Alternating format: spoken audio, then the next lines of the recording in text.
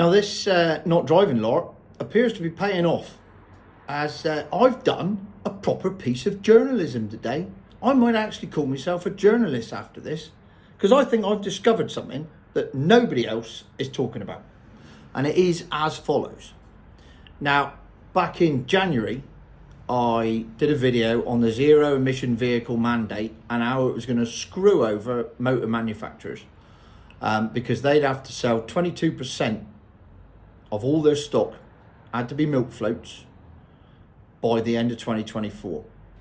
And for every car they didn't sell under that 22%, they'd be fined 15 grand for.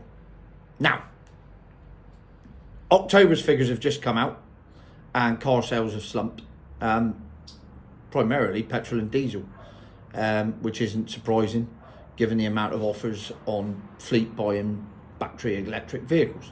But they haven't exactly rocketed either. And they're currently sat at, I've got it here, 18.1%. Year to date, market share for 2024 is 18.1%, which is 3.9% short of their target. Now, that is based on 299,733 vehicles. So I've done my sums. And this is the interesting bit. And what I don't understand is nobody in the motoring industry, or indeed journalist industry, or the media is talking about this potential black hole. But I am. So let me be the pioneer. Let me be the first. Because they're currently at 18.1%. Everyone knows that November, December are shit for car sales. So that's not going up. So let's assume it stays the same. And it's 18% by the end of the year. Halfway through a video, I'll see you in a minute. Honestly. So unprofessional. So let's assume it's 18.1% for the end of the year. If it is, then they will fall approximately 76,000 cars short as the UK motoring industry.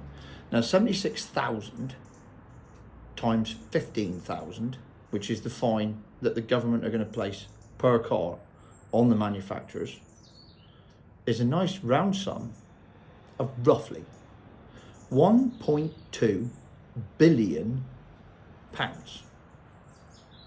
So at the end of 2024, the UK motoring industry is going to owe the government 1.2 billion. Now, obviously that's spread between all the motor manufacturers.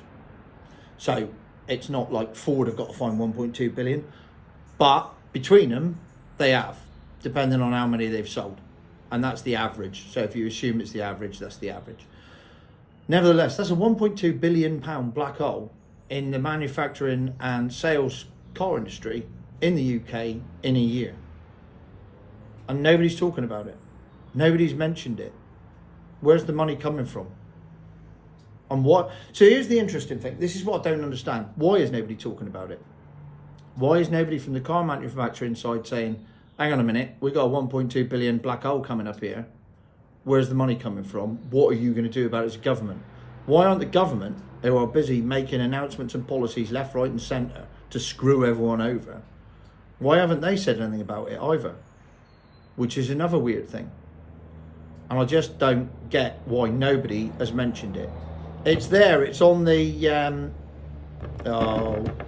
what's this company called that does it? SMMT, which apparently, according to Milk Floats, is the only reliable source of information to go off about electric car sales. Everything else is just bullshit. This is the correct one. Well, this is it.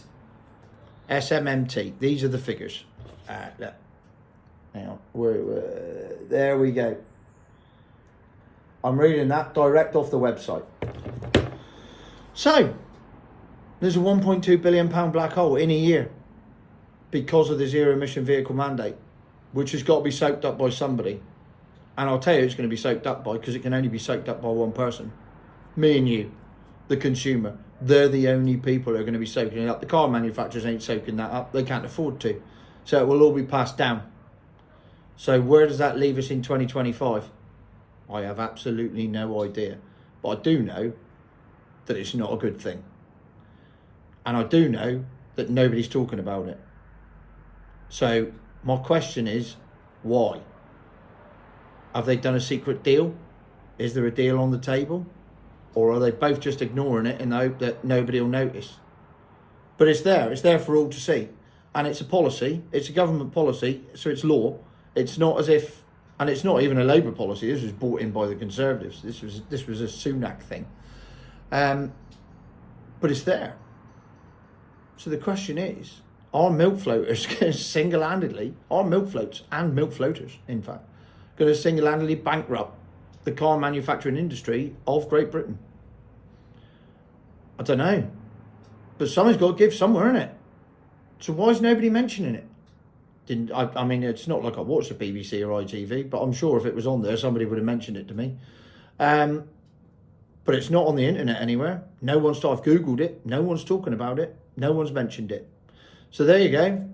My first piece of proper motoring journalism done using proper research, because I'm sat in a conservatory with a dirty roof right now, as you can see, outside a pub. Obviously, because I'm not in a car. So the question is, where's the 1.2 billion coming from? I'll give you a clue, it's not me. YouTube don't pay that well. Jeff buys cars, he could afford it. McMaster, he can certainly afford it. Maybe they're bailing him out. That's how it works. So there you go. Tone's question of the day. Why is there a black hole? We know why there's a black hole. Why is nobody talking about the black hole? Because the government loves talking about black holes. Who's going to fill it? And who's going to pay for it? I think the only conclusion you can come to is when it comes to battery electric vehicles making up the 22% of sales in 2024 and only coming to 18%, is that the fat bloke at the beginning of the year that predicted this would happen, and you can go back through the videos and you can find it when I said that this was going to happen and this would happen exactly as I said it would, Future My Arse was spot on. But I get everything wrong according to milk floaters, so it can't be down to me. I must have this all wrong. Or I'm a genius and I've seen through it before everybody else. Draw your own conclusions. Future My Arse.